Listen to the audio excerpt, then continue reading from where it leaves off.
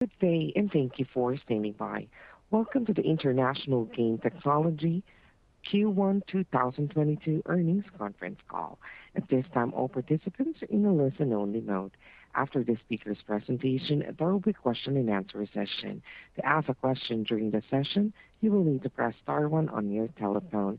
Please be advised that today's conference is being recorded. If you require any further assistance, please press star zero.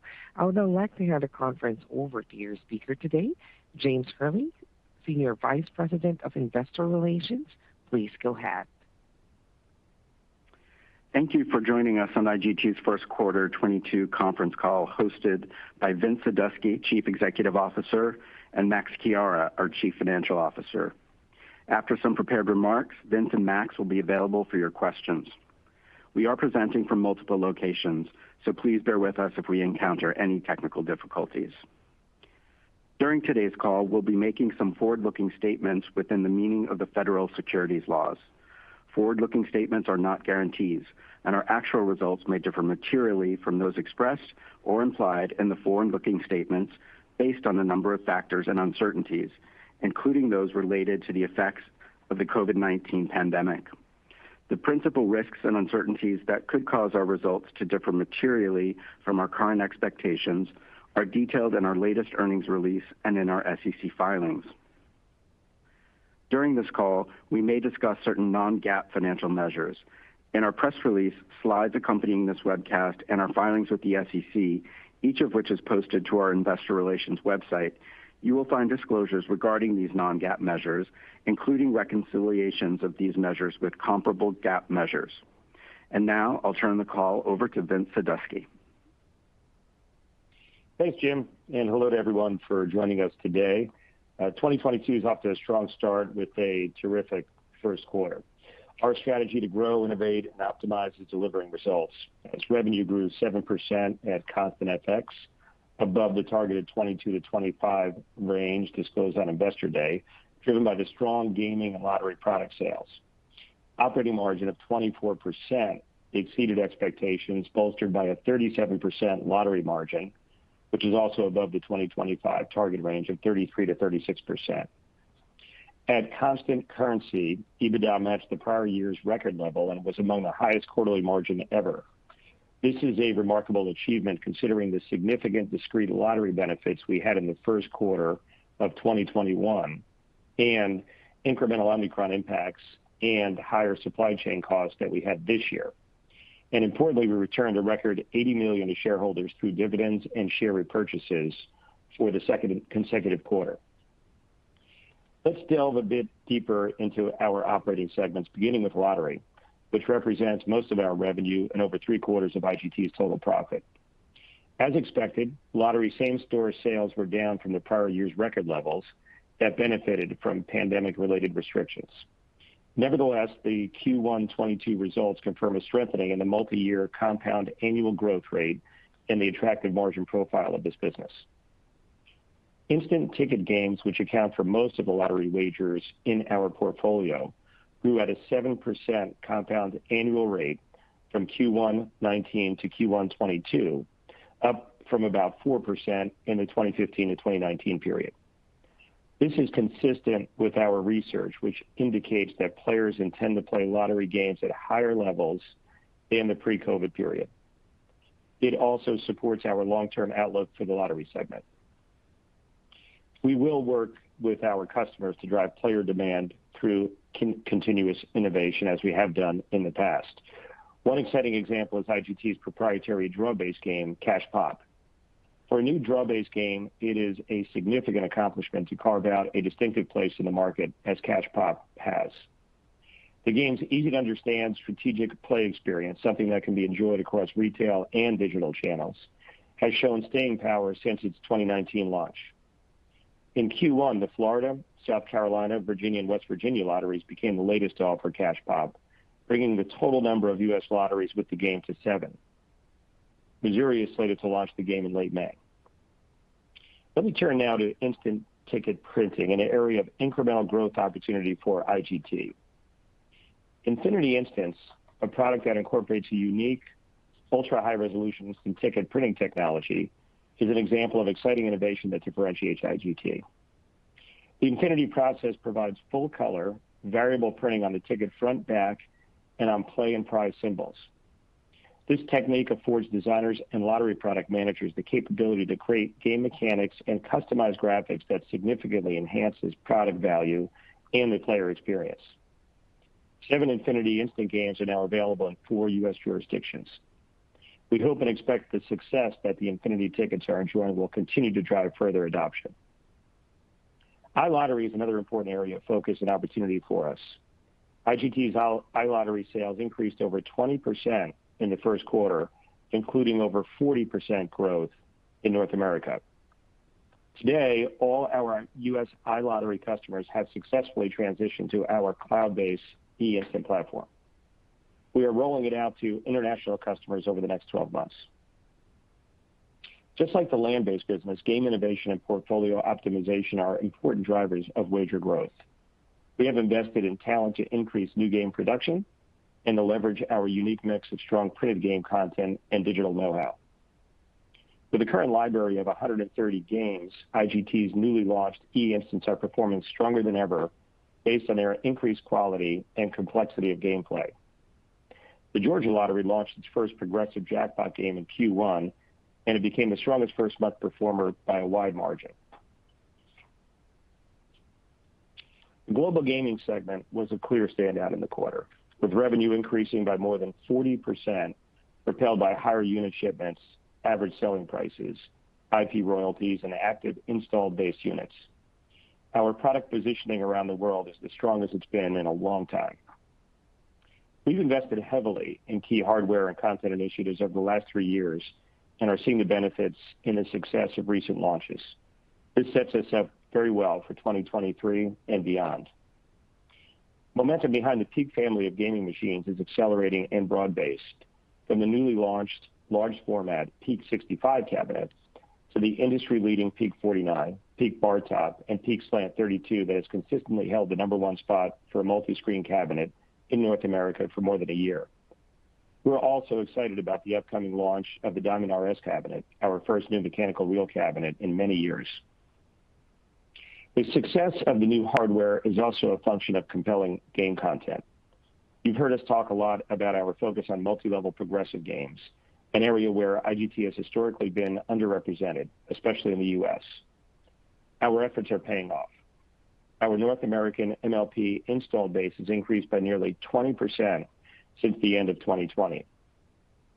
On the lease side of the business, Money Mania is maintaining strong productivity of 2.5 to 3 times house average, and Prosperity Link, launching soon, is among the strongest test bank titles we've had to date. Wolframe Eclipse, our first MLP offered for sale in the U.S., is performing strong out of the gate at about 2 times house average. Apart from MLPs, Regal Wrenches and Stinkin' Rich, Skunks Gone Wild, and other are very popular for sale titles. Continued strength in the U.S. GGR trends, which remain above pre-pandemic levels in local and destination markets, is very encouraging. The potential player base has expanded with a younger demographic increasingly visiting casinos. This gives us confidence that with the Q1 unit sales momentum, the recent win of nearly 1,400 VLTs for the Atlantic Lottery Corporation, and the strength of our sales funnel, U.S. and Canadian shipments have the potential to reach 2019 levels this year. Our good progress is being recognized. IGT was named Casino Supplier of the Year for the second year in a row at the Global Gaming Awards in London. We won several top prizes at the Casino Awards 2022, and we were named Multi-Channel Supplier of the Year at the International Gaming Awards for our leadership in cross-platform content and technology. That's a nice segue into digital embedding, where first quarter revenue rose over 20%, primarily on strong U.S. iGaming and sports betting trends. During the period, we went live with our iGaming content in West Virginia, bringing our U.S. iGaming footprint to 5 states, serving a record 56 operators. In addition, since April, we've gone live with several commercial operators in Ontario as market opportunities open there. We also added new customers for our sports betting platform and turnkey solutions during the first quarter and are currently live in over 20 states, powering more than 70 sportsbooks. The turnkey pipeline remains strong into next year. Perhaps the biggest digital and betting news is the recently announced acquisition of acquire iSoftBet, a leading iGaming content provider and third-party game aggregator. This is a unique opportunity to add significant complementary scale to our Play Digital business. The high-quality management team is a very good cultural fit. The transaction advances several strategic initiatives much faster than we could do on our own. It greatly enhances our talent pool, digital native content library, and global reach, including the opportunity to distribute proprietary IGT content in regulated European markets. For context, the transaction more than doubles our Play Digital content library to approximately 225 proprietary games and should enable us to create up to 70 new game titles per year, once again more than doubling Play Digital's historical rate. In this business, the velocity of new game launches is an important growth driver, and iSoftBet brings us more of a digital-first mentality. iSoftBet's aggregation technology should greatly simplify the integration of new studios and content and enable faster and more impactful entrance into new markets. It also provides a robust data analytics platform that will help our customers make focused, strategic decisions on their game portfolios. We expect to launch iSoftBet content and the aggregation platform in the U.S. and Canada in the second half of 2022, and to bring IGT's proprietary content via iSoftBet's platform to European regulated markets in the same time frame. Over the last few months, I've spent a lot of time meeting with employees. I'm encouraged by the high integrity and incredible energy of our people. They exhibit the qualities of true leaders. The priority they place on creating and nurturing an inclusive culture and good corporate citizenship is truly inspiring. This has always been a part of IGT's DNA, and it is important to me personally. I'm impressed with the team's efforts to consistently raise the bar here. There are several recent examples, such as joining the Science Based Targets Initiative and issuing a formal human rights policy statement. The broad scope of our effort is being recognized. Earlier this year, IGT earned a Best Place to Work for LGBTQ+ Equality designation from the Human Rights Campaign Foundation and was also named the Best Diversity and Inclusion Employer at the Casino Awards. The power of our portfolio is clear. The strong first quarter results and progress on key strategic initiatives gives us confidence in delivering on our financial outlook for the year. I'm pleased with the momentum and outlook for the long-term recovery of the gaming business, as well as increased levels of lottery play from pre-COVID periods. The strong margin profile highlights the attractiveness of the lottery business and the success of structural cost reductions, even as we continue to invest in product development and other growth opportunities. The company's in a great operational and financial shape as we focus on executing our long-term goals. And now I'll turn the call over to Max. Thank you, Vince, and good day to everyone. We had a strong first quarter, notably with better revenue and profit at constant currency versus the previous year. This was achieved without the lottery discrete benefits we enjoyed last year in an outstanding first quarter performance, and despite some Omicron impacts and cost inflation this year. So all in all, we are very pleased with the performance our team delivered. In a nutshell, we generated over $1 billion in revenue, up 4% year over year, 7% higher at constant currency, and in line with our expectations. It is evident that our cost structure is benefiting from the strategic actions we took as part of the Optima Cost Savings Program. The structural changes we made to the business, in addition to ongoing rigor around cost and invested capital, helped drive $252 million in operating income and $433 million in adjusted EBITDA, which at constant currency matched the record level achieved in the prior year. We achieved a 24% operating income margin in the quarter, making good progress toward our 2025 target of 26 to 29%, and 200 basis points above the high end of our outlook for the quarter. Adjusted EBITDA margin was 41%, which was among the highest quarterly level achieved in company history. This was despite the current challenges I just mentioned, and which we referenced in our year-end call, that total close to $50 million in headwinds in the quarter. Fully diluted earnings per share of 39 cents was in line with the prior year results as well. Revenue growth in the quarter was primarily due to a 78% increase in global gaming product sales revenue, with digital and betting delivering strong 24% revenue growth.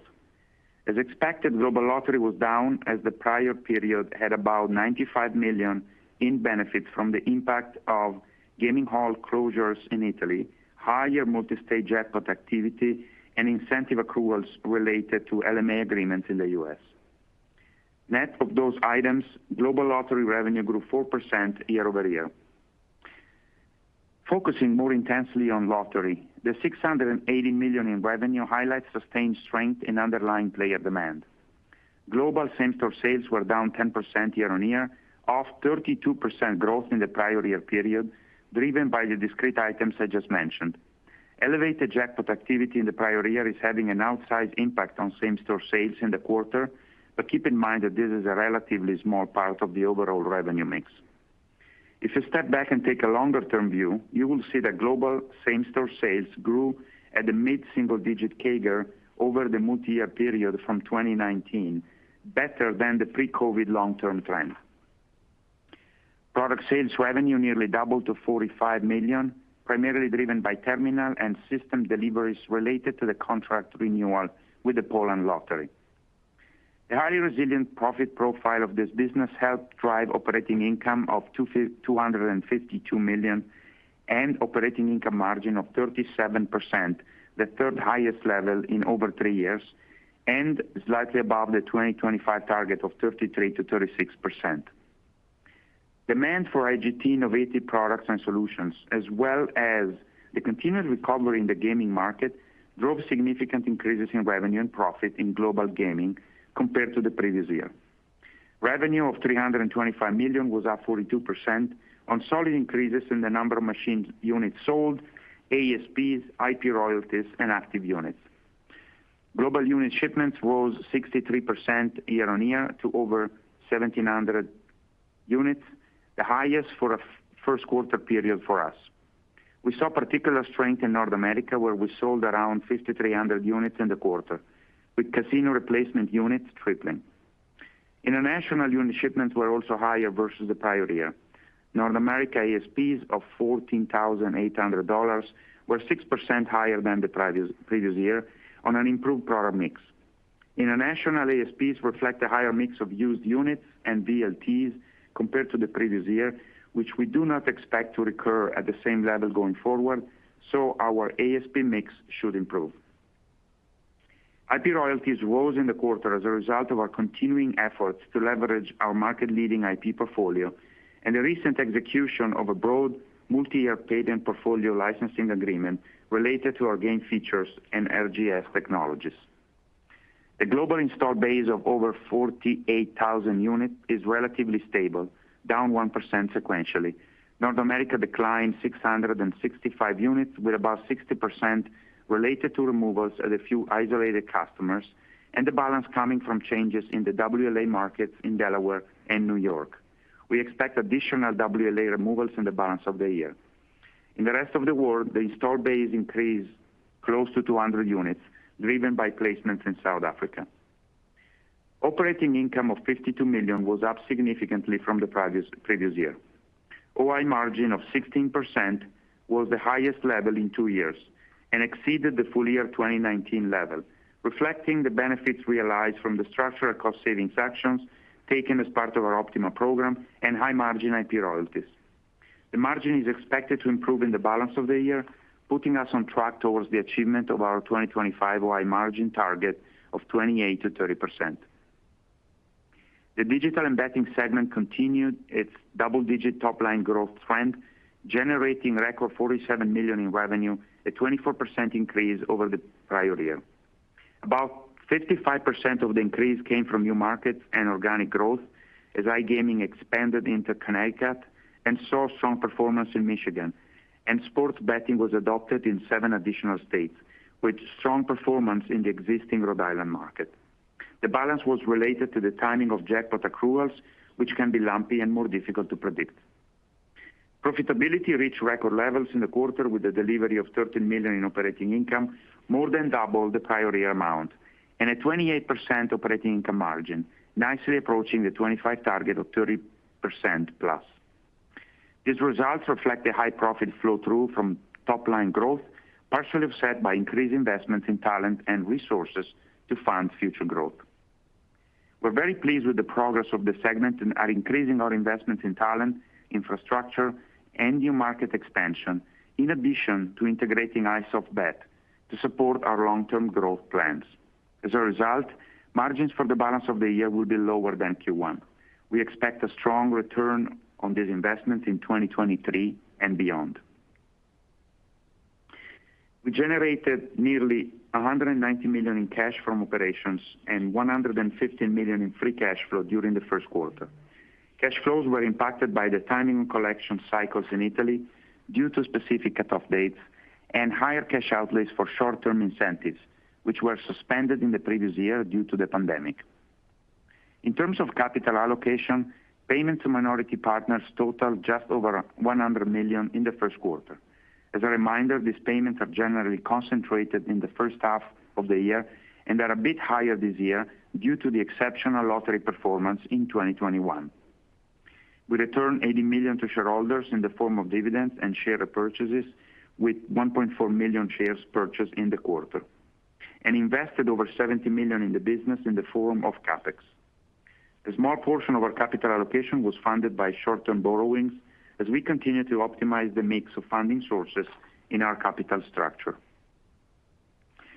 We currently have a very manageable debt portfolio with no large near-term maturities, and our mix of fixed to floating rate debt is favorably structured in the current market environment. IGT's liquidity profile remained very strong, with total liquidity of $2.3 billion and debt leverage at 3.5 times, already at the low end of our 2022 target range. During the first quarter, S&P and Moody's upgraded our corporate credit rating to BB+ and Ba2 respectively.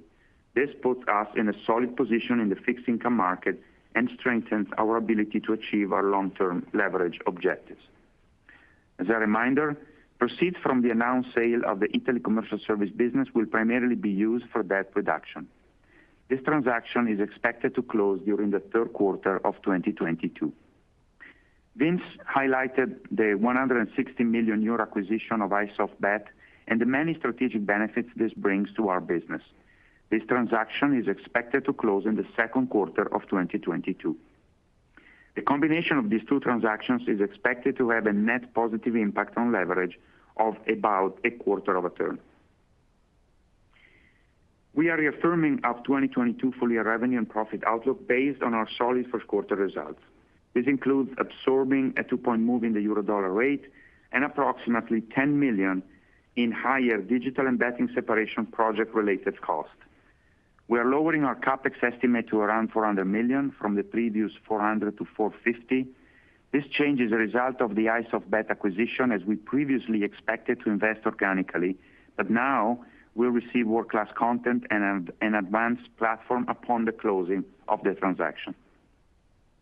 Our outlook excludes the deconsolidation impact from the sale of the Italy commercial service business, which generates monthly revenue of $20 to $25 million and operating profit of about $4 to $5 million. While the transaction is expected to close in the third quarter, the exact timing is uncertain, making it difficult to update the outlook at this time. Given supply chain constraints and recent volatility in the euro-dollar rate, at this time, it is prudent to be anchored at the midpoint of our outlook range. We're actively managing these dynamics to the extent we can, and will continue to look for cost savings opportunities to offset any negative impact. Keep in mind that changes in currency rates result in translation adjustments to the income statement and balance sheet and have no cash impact. For the second quarter, we currently expect revenue of $1 to $1.1 billion, essentially in line with the Q1 level, and operating income margin of 20 to 22%. Now, I would like to wrap up by summarizing the main points of my presentation. We're executing on our financial and strategic plans, delivering solid financial results, enhancing our capital structure, improving our risk profile, and delivering meaningful returns to shareholders with our balanced capital allocation execution on full display. That concludes our prepared remarks. Operator, would you please open the line for questions?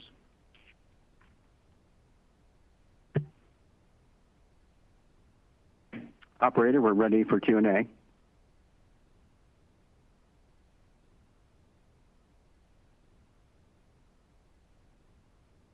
Bear with us 1 second while we find our operator.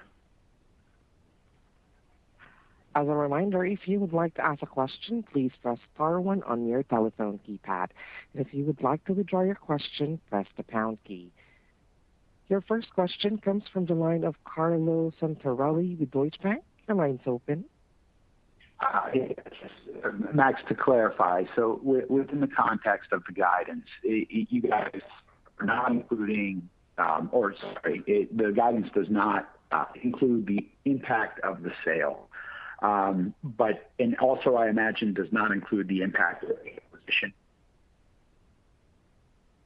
Sorry, your line is breaking up. No, the acquisition Carlo. The acquisition of iSoftBet is included for the simple reason that is one, less material, and two, is closer in terms of timing of happening. Instead, we didn't want to pollute our original guidance with the impact of the deconsolidation of commercial service sale because the time of the closing is still uncertain in the third quarter, within the third quarter. And I gave you indications of the monthly kind of revenue and profit so that you can run your own math if you want. But again, the bottom line is we are anchoring to the midpoint of the guidance, and so you can easily kind of reflect that your estimate of the commercial sales into that.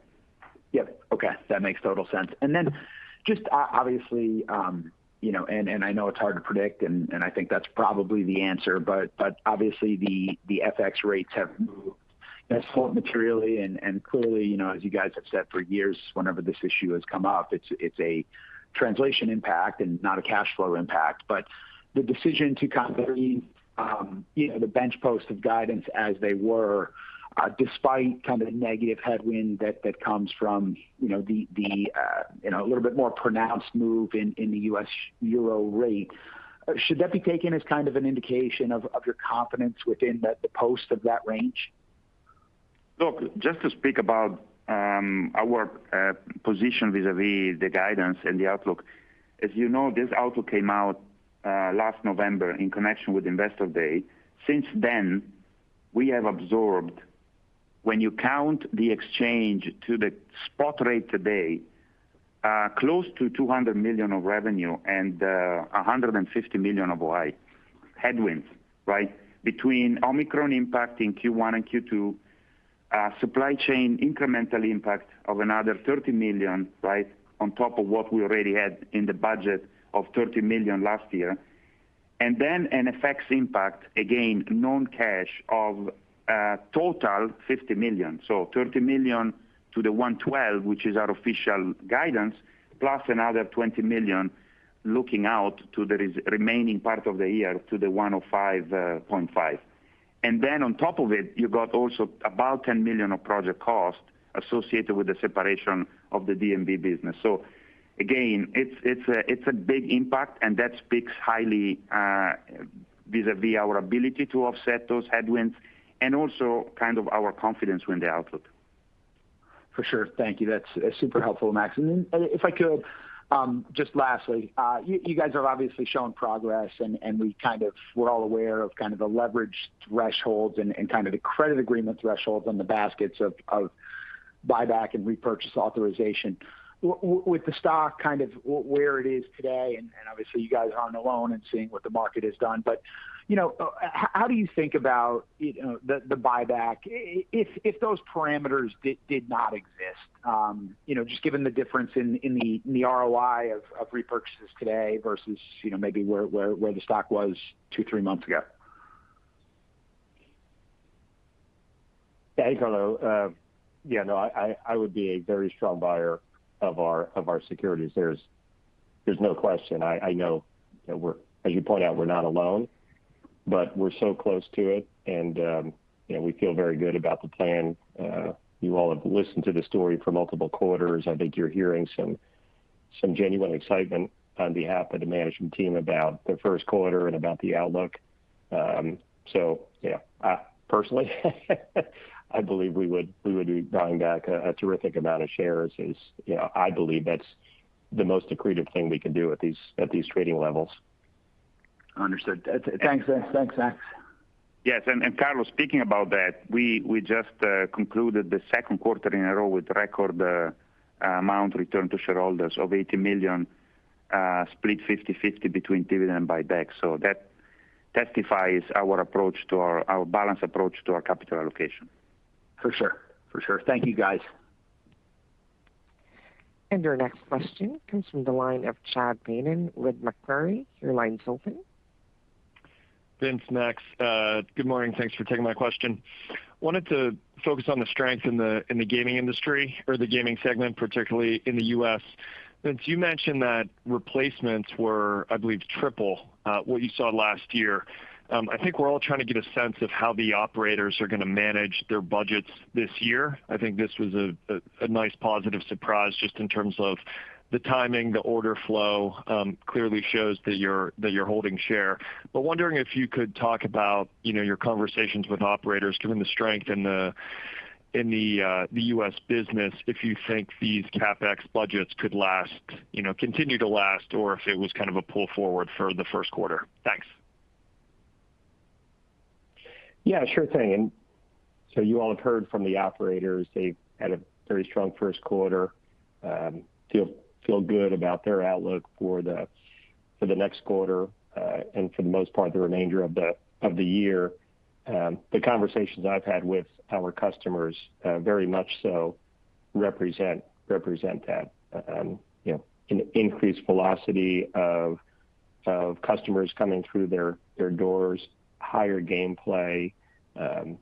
Several have observed younger demographic included, and all that is primarily individuals without having the full benefit of the business convention business back. So we saw 2021 was a record year for U.S. casinos. Momentum appears to be good as far as the industry can see going into 2022. As you know, several of our casino customers have new projects, either spending capital expenditures around redoing facilities or building new facilities. The first quarter slot GGR versus 2019, kind of our last kind of benchmark, quote unquote normal year, is up somewhere in the range of 15%, and even more on the Las Vegas Strip. So I think the sense right now is very good.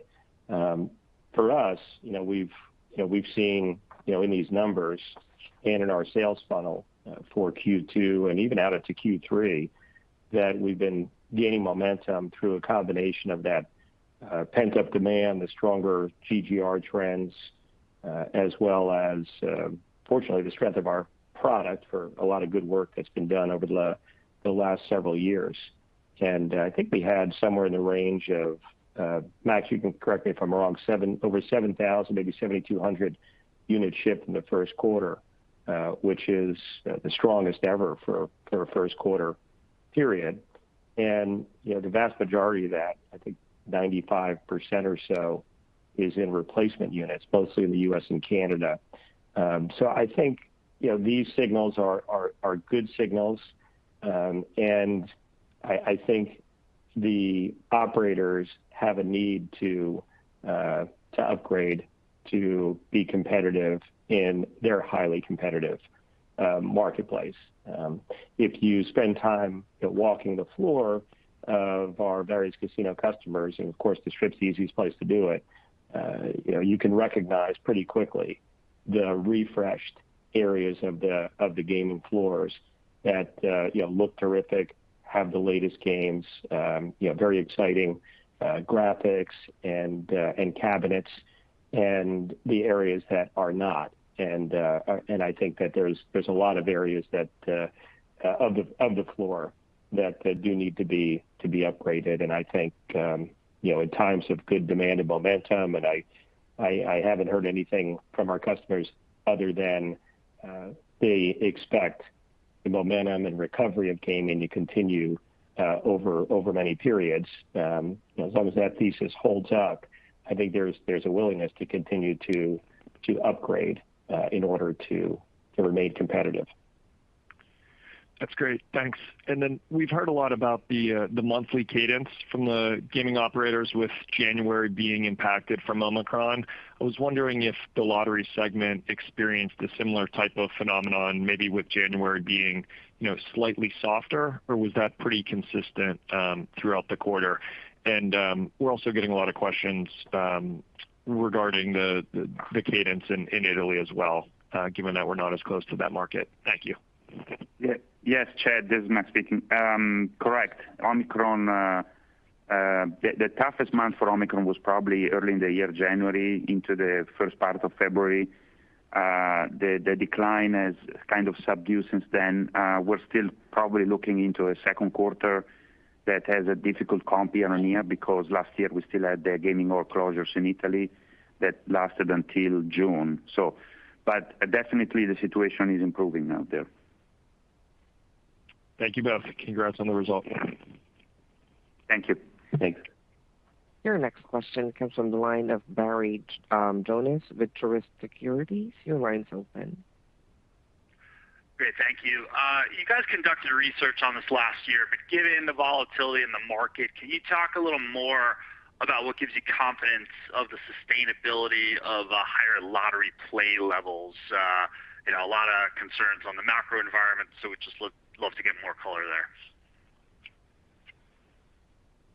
Yeah, sure thing. So we mentioned at the year-end call that we've done some multi-decade analysis to determine a correlation between inflation and CPI and lottery sales, and there is some level of correlation, but it does not seem to be incredibly strong. And we think the reason is the value that people get, the entertainment value of lottery relative to disposable income is very high, and therefore it's not a significant amount of out of pocket that's required to play a relatively inexpensive form of entertainment. So that's a good trend. We were excited to discover.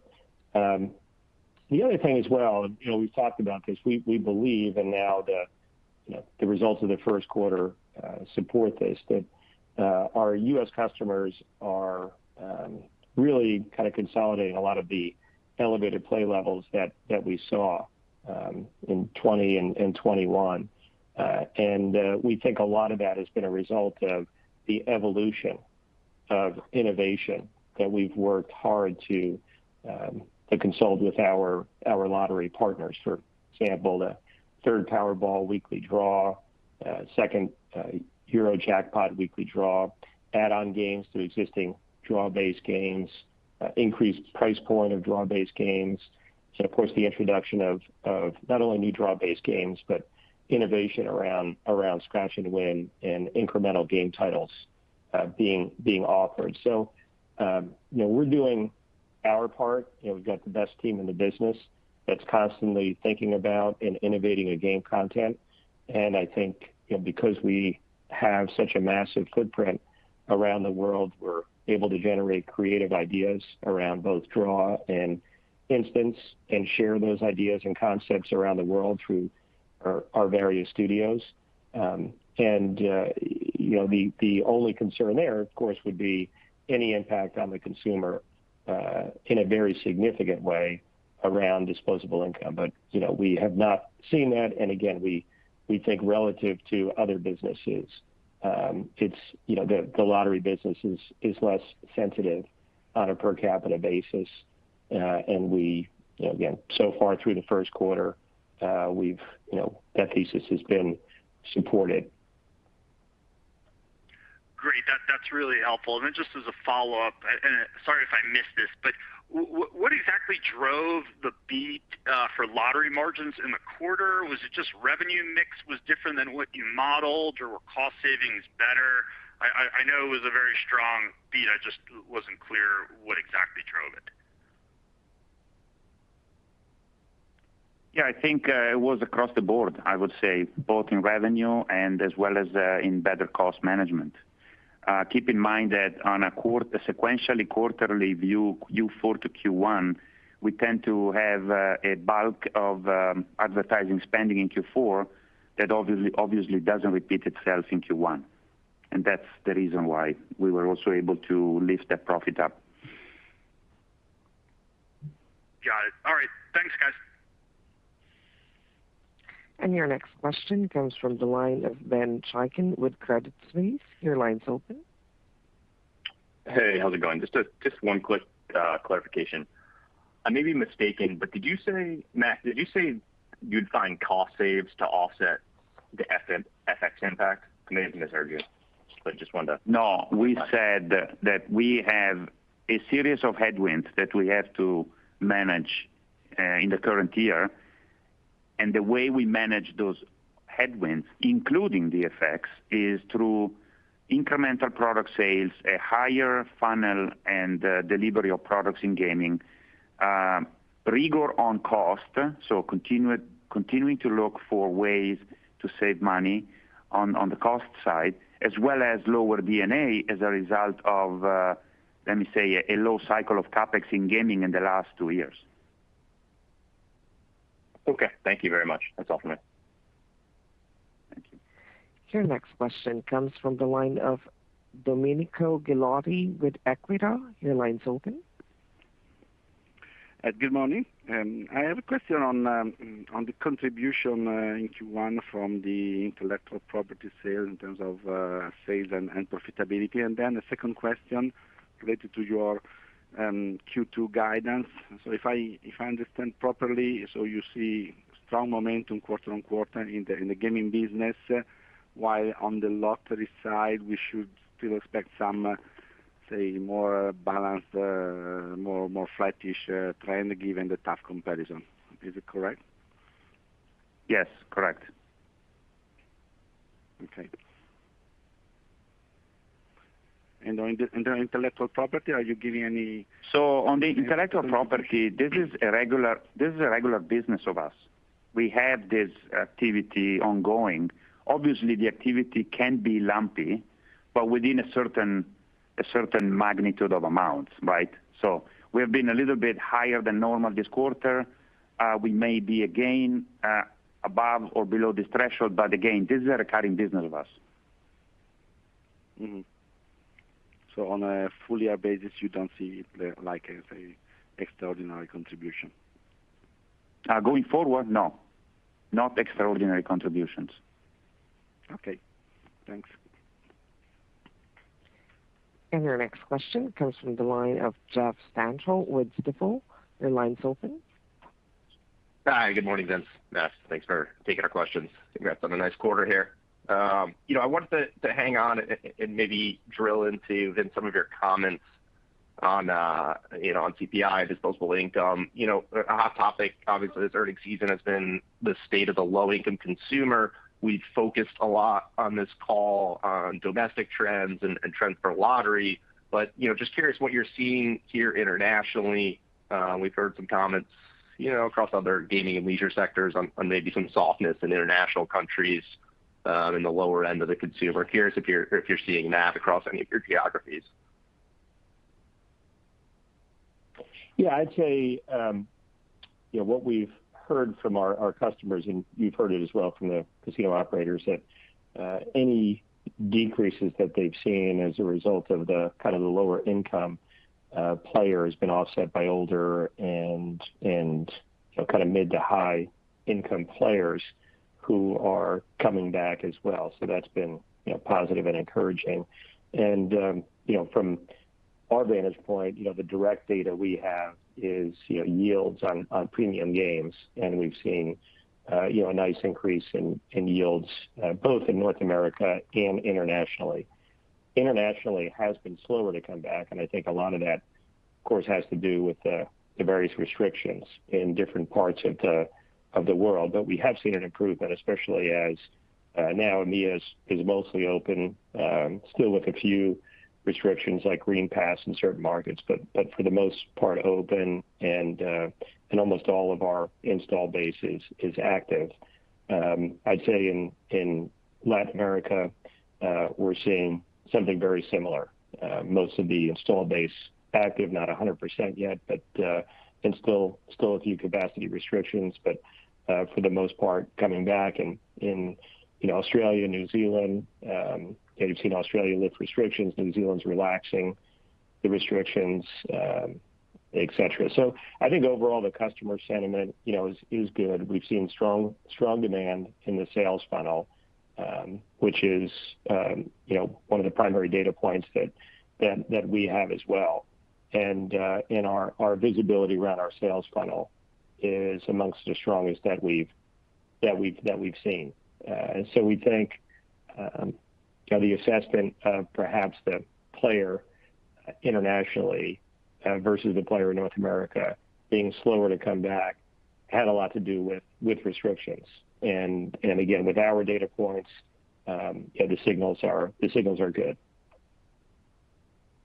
Understood. That's helpful. Thank you, Vince. And then, on the supply chain disruption, so you talked a bit on the call about the incremental headwinds on the cost side, but just curious more on the demand side.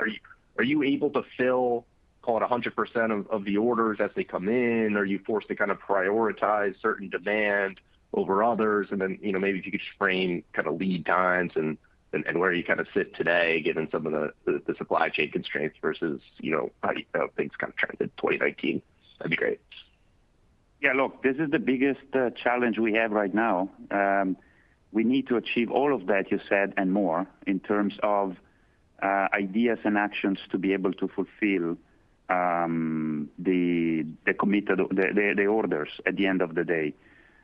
So we have a strong funnel. The visibility of the funnel, as Vince was saying, is the highest we have ever had.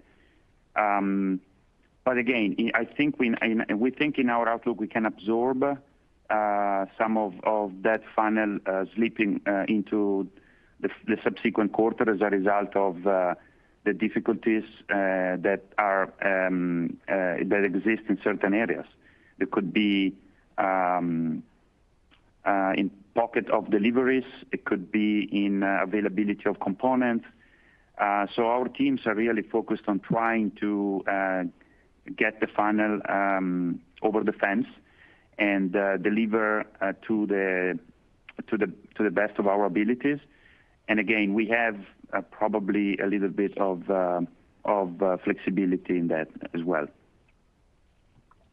Great, that's helpful. Thank you, Max. And then if I might just slip in one more kind of housekeeping one. I believe, if memory serves, the restrictions, the capacity restrictions in Italy that are impacting lotto sales should roll off here in May. A, am I correct in that? And B, is that still on pace, on time, given what you're hearing in the market?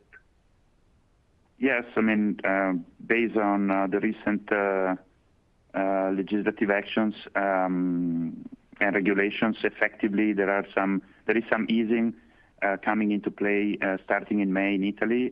But again, we need to continue to watch out carefully and see how the situation evolves in general. Understood. Very helpful. Thank you both. Once again, if you would like to ask a question, please press star one on your telephone keypad. To ask a question, please press star one on your telephone keypad.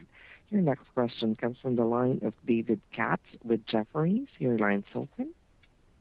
Hi, good morning, everyone. Thanks for taking my question. I wanted to just go back to the domestic installed base and, just reset it, or think about what our expectations should be. Should we be expecting at some point that the units will go up? Obviously, the yield was up really, really nicely in the quarter. But, what is the vision specifically for that U.S. premium installed base, and what can we reasonably expect? Yeah, I'll comment on that. So, A couple of things. First off, the vast majority of our install base was active in the first quarter, higher than it's been throughout the entire COVID period, including just about 100% in the North American market. I think that a lot of the stability that we've been seeing in casino install base is a result of the great games that the company's been able to develop and begin to get out into the market. We mentioned, the awards and the acceptance of the fabulous new Peak cabinets and the great content that we've introduced into the marketplace. That's been driving a big part of what's been driving demand for us and our visibility into 2022. And also, specifically in the MLP space, as we mentioned, that's an area where the company needed to be more competitive. And that install base, in addition to the excitement around the new titles and the very, very good performance we've seen in Test Bank, and we're about to release several of those titles into the marketplace, the install base has grown nearly, in the MLP category, nearly 20% since the end of 2020. And I think offsetting some of that, has been really a couple of things. I think we've seen, some operators looking to reduce operating expenses, which we've talked about. So certain casinos have reduced some of the wide area progressive units. And then also in the WLA markets, where the company had a historically disproportionate, very high percentage of the market in certain states. We're seeing a change there, which are typically lower yield units. And then we've also had, as our operators are generating a lot of cash for the conversion of some lease units to sale as well. But I think all in all, as you point out, yields are higher, largely as a result of a not only higher play, but also, I think, a better mix of units that are in the marketplace. And, we feel as if these trends will continue going forward. That's super helpful. And if I can just follow it up and maybe get a little bit of maybe modeling help, right? Because, should we be modeling to revenue? Should we think about, some of those units continuing to come down a little bit while the yield continues to grow, notwithstanding, any sort of macro outlook or anything like that, right? And how long should we sort of think about those curves, evolving?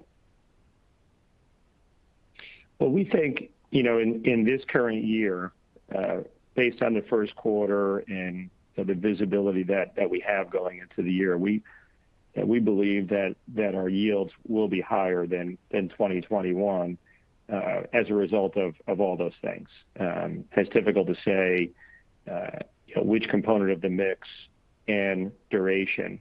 Those things are pretty tough to estimate. But we think as a result of having more active units out in the market, coupled with some of the pressure we've seen on wide area progressive units, mitigated by the strong performance of our newer games and our MLP games that are in the marketplace, are the components that will drive those trends. Very helpful. Thank you. All right, and your last question comes from the line of Zachary Silverberg from Berenberg Capital Markets. Your line's open. Hi, good morning. Thanks for taking my question. Just a couple quick ones from me. Can you talk about how you're thinking of using your balance sheet if there's potential M&A on the table? You guys are at the low end of the 3.5 to 4 times range. Could you potentially use any leverage to have a strategic acquisition in the near future here? Yeah, I would say what we've talked about in the past was the portfolio being in very, very good shape. We feel as if being so strong in the marketplace in both lottery and gaming, we've got terrific amount of expertise and capabilities to worldwide studios, and development expertise. The one area that we've signaled all along, and then we ultimately consummated with the acquisition of iSoftBet, was the desire to potentially accelerate our expertise and our product suite and our studio capabilities in the digital space.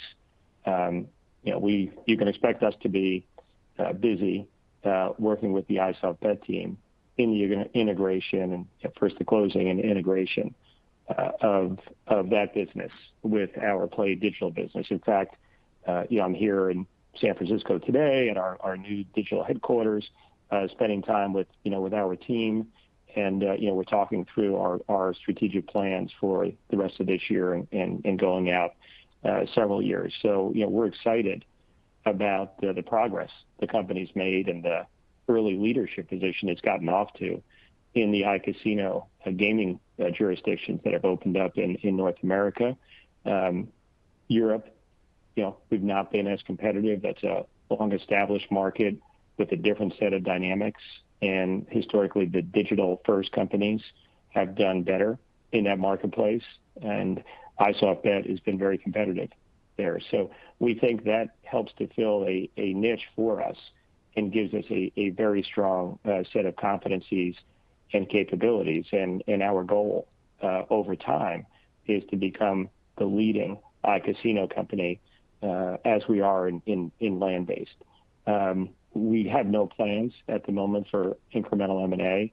I'll let Max talk to our capital structure, but we feel as if we've been able, or we will be able to close this transaction and still further reduce our leverage as a result of the sale of our Italian payments business.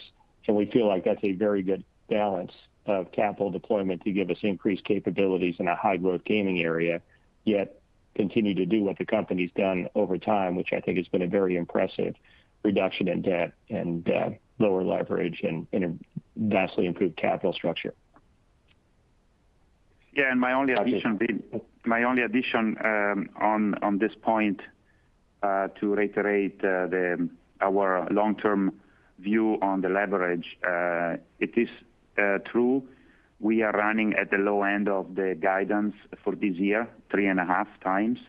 But again, long-term we expect to be in a range of 2.5 to 3.5. So I think there is still work to be done, and hence we need to further maintain our focus on our leverage.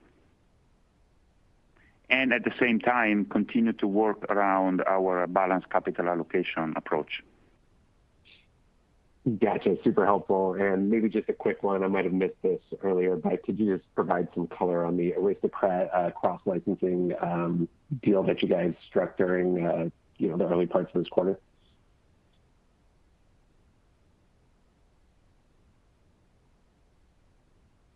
Yeah, so we were able to close this important IP license agreement. We're very happy with that. There's a multi-annual agreement that will reiterate one more time our leading position in that respect. We expect to be able to add a couple more in the balance of the year, but probably not to the same magnitude. Thank you. Thank you, Jeff. Yeah, and I would just add on that, some marketing for IGT. Over the years, we've developed the largest portfolio of IP that we negotiate and share with the industry. So we're very, very proud of the innovation that's taken place. And I think as Max mentioned earlier, that's an ongoing part of our business and our revenue stream and profitability. So with that, I'll wrap it up. Looks like we're out of time here, folks. I'd just like to say thank you all for joining us. I know you all are very busy jumping from call to call during this time and kind of a stressful time in the marketplace. I think from our perspective, as we've highlighted, our strategy that we set out on Investor Day to grow, innovate, and optimize is paying off. We think we're on a compelling revenue and profit growth trajectory over the next couple of years that's supported by a really strong team and a solid balance sheet. And as we execute on our goals, we do see a really strong clear path to creating significant shareholder value. So thanks for your interest, and we look forward to seeing many of you in the next few weeks. And have a great day.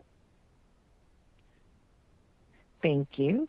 And that concludes International Game Technology Q1 2022 earnings conference call. You may now disconnect.